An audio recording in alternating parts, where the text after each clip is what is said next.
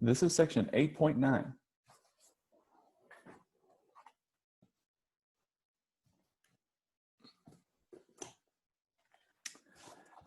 So 8.9 has to do with halogenation and halohydrin formation.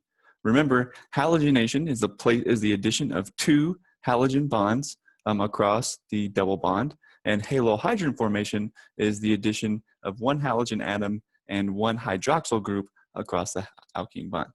Let's start with halogenation.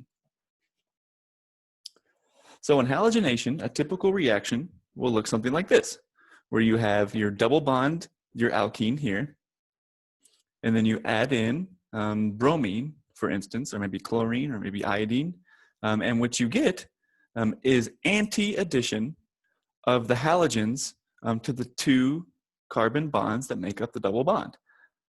And both of these are enantiomers, and you cannot really separate them because of the mechanism this reaction uses. And the mechanism is something maybe a little familiar to you now. Starting with the alkene pi bond acts as a nucleophile to attack one of the bromine atoms in the Br2 molecule. And the reason why this happens is because one of the bromine atoms is, in fact, partially positive and the other is partially negative.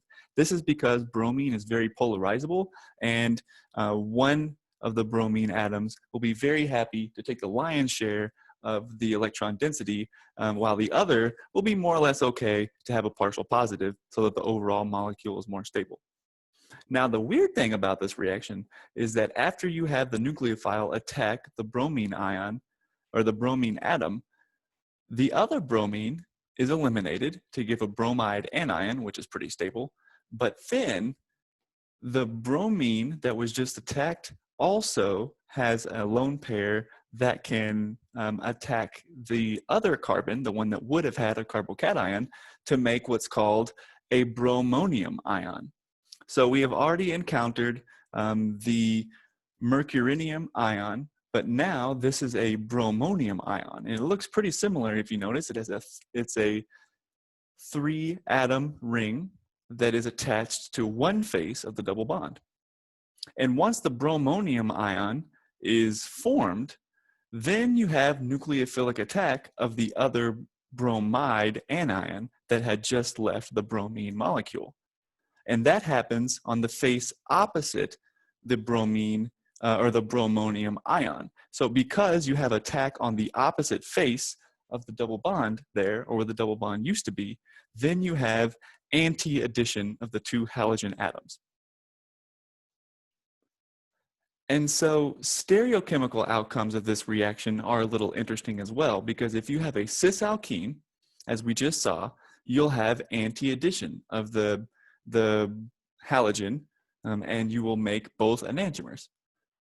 However, if you have a trans alkene and you do the same reaction, what you end up making is only the meso compound, which is not chiral, because if you rotate this molecule, you'll obtain the full meso molecule as shown here.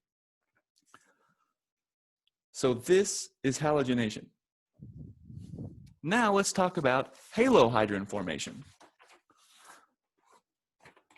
So halohydrin formation is pretty similar.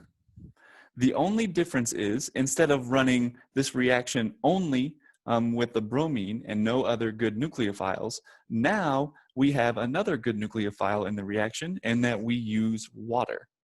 So water, in fact, the presence of water will mean that instead of two bromine atoms, we're going to have one bromine atom and one hydroxyl group here that adds across the double bond, both again in anti-addition. And the mechanism for this reaction is going to look very similar to the mechanism for halogenation, where first we have a partially positive bromine atom that's attacked by the pi cloud of the double bond, and then the bromide ion will be kicked out. A bromonium ion is formed, but instead of a bromide ion being the nucleophile here, it's going to be water. So water attacks making this oxonium ion, and then the oxonium ion has one of its protons taken by another water solvent to give us the halohydrin. And there's some interesting regioselectivity in this reaction, because if you take an alkene that might have some potential regiochemical issues, you'll find out that, oh, sorry, this should not be a bromine. This should be a chlorine. There we go. You'll find out that the OH always goes to the most substituted spot, and the Cl always go, or the halogen always goes to the least substituted spot.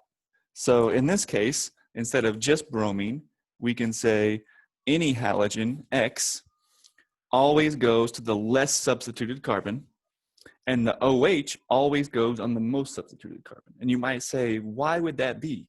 Well, it turns out that the bromonium ion, once it's attacked by water and you form the oxonium ion here, you go from a positive charged bromonium ion to a positively charged oxonium ion. So the positive charge kind of transfers from the top up here all the way to the bottom. And if you look at the transition state that has been found for this reaction, you'll see that the most important transition state is one where the bromine still has a partial positive, the oxygen has a partial positive, and so does the carbon. So because the carbon here has to kind of transport the positive charge from the top of the bromonium ion down to the oxonium ion, whichever carbon is going to be the most stable is going to be the one that has the most partial positive charge. And since a tertiary carbon can hold a partial positive or full positive charge much better than can a secondary, then the reaction will follow the regioselectivity shown here, where the oxonium always the water always attacks the most substituted carbon. So remember, halogen on the least substituted carbon and water on the most substituted carbon. This has been section 8.9.